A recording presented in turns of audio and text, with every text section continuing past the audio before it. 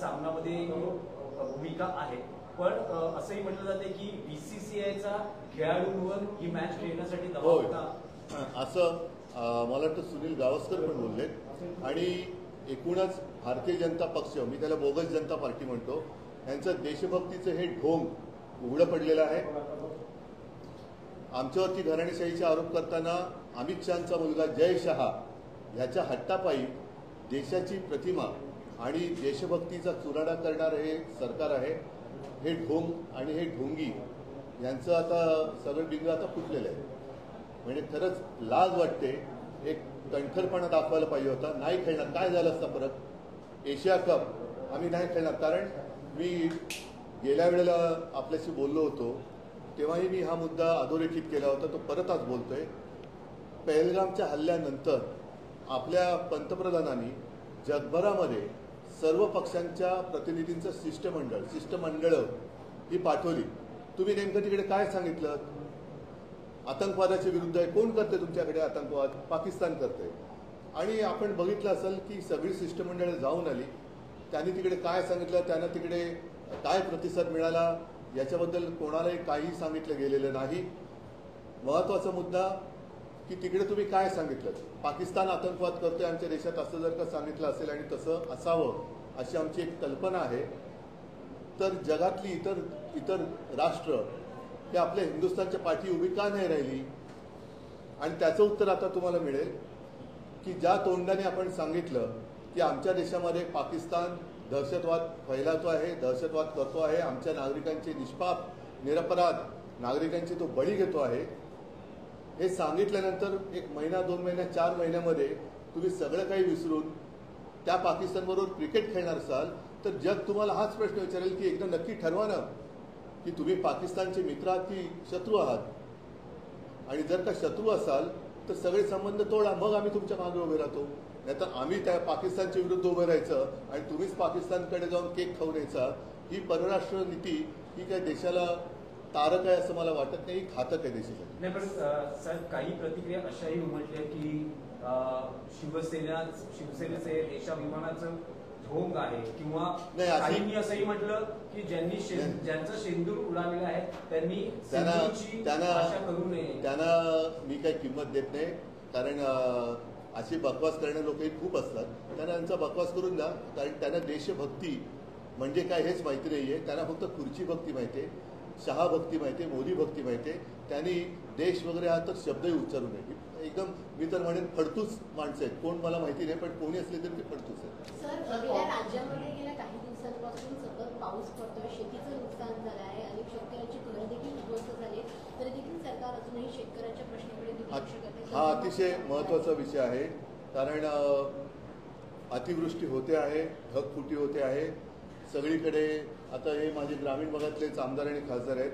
पंचनामे सुरू झाले असतील, पंचनामे सुरू करणार, मग त्याच्यानंतर काही असेल ते मोजके काही पैसे की त्या शेतकऱ्यांना वाटून हे मोकळे होणार. शेतकऱ्याचं नुकसान झालेलं डोळ्यादेखत दिसतंय, तरी देखील तुम्ही पंचनामे केल्यानंतर त्यांना पैसे देणार. माझं तर म्हणणं असं होतं की या सरकारने पंचनामे जरूर करावेत, करायलाच पाहिजेत. पंचनामे करून नुकसान भरपाई ही द्यायला पाहिजे, पण तातडीने सरसकट एक काहीतरी किंमत, काहीतरी रक्कम ही शेतकऱ्यांना द्यायला काय हरकत होती? याचं कारण असं की देवाभाऊ या नावाने तुम्ही करोडो रुपयांची जाहिरात करताय, करोडो.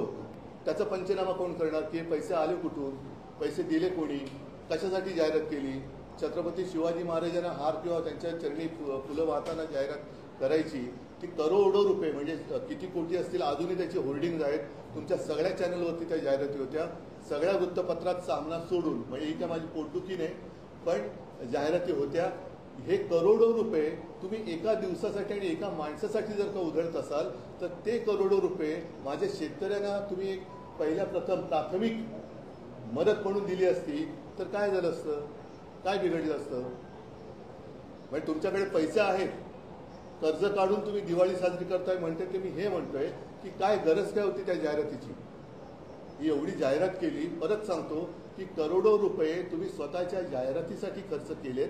तेच करोडो रुपये माझ्या शेतकऱ्याला एक प्राथमिक मदत की बाबा तुझं सगळंच आता उद्ध्वस्त झालंय, काहीतरी प्राथमिक गरज, मग तुझी जी काही रीतसर पंचनामा होऊन करून जी काही मदत असेल ती आम्ही करूच, पण ही पहिली तातडीची म्हणा प्राथमिक मदत ही सरकारने द्यायला हवी होतीच. उद्धवजी, तुम्ही देवाभाऊ जाहिरातीचा उल्लेख केला, तर काल शरद पवार त्यांच्या पक्षाच्या कार्यक्रमात असं म्हणाले की देवाभाऊ देशाच्या लगत जे काही घडतंय, विशेषतः नेपाळमध्ये जे झालंय, राज्यकर्त्यांना तिकडच्या घालून दिलं जनतेनं, तर या घटनांमधून काही शहाणपण शिका. सगळ्यांनीच तो शहाणपण शिकण्याची गरज आहे.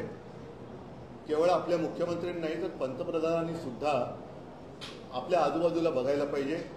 कारण परत त्याच मुद्द्यावरती मी येईल.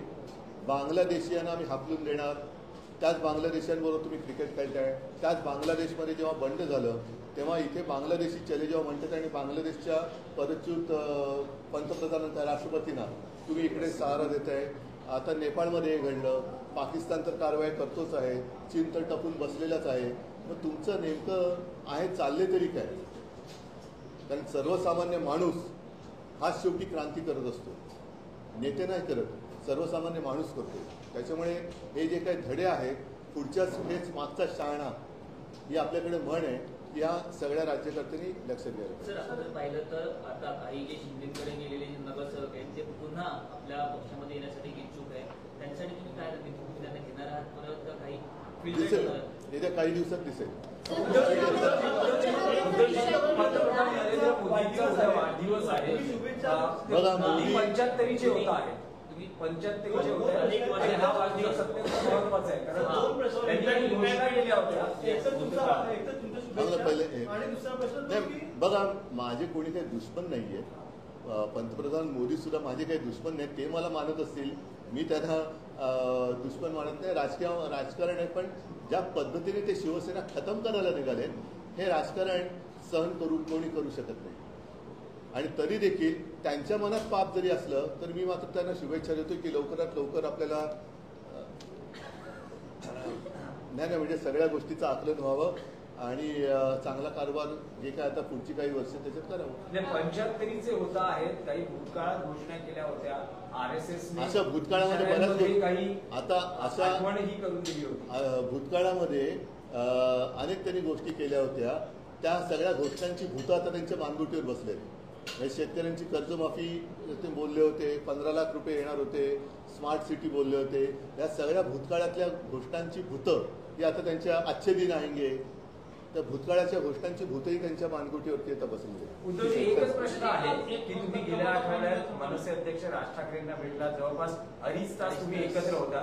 असं कारण दिलं की तुम्ही मावशीची तब्येत विचारण्यासाठी विचारपूस करण्यासाठी गेला होता.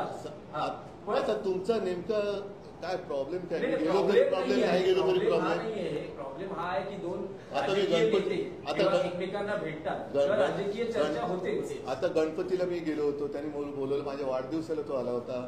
गणपतीला गेलो होतो, मी किती मोदक खाल्ले सांगितले?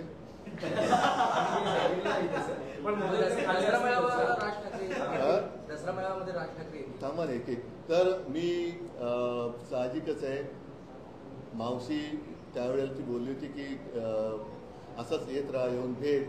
तर आता आमचं हे एवढ्या वर्षानंतरचं येणं जाणं सुरू झालं. पण दोन्ही बाजूच्या कार्यकर्त्यांना उत्सुकता आहे की ऑफिशियल लवकरात लवकर योग्य वेळी, लवकरात लवकर योग्य वेळी. चला, धन्यवाद. जय हिंद, जय महाराष्ट्र.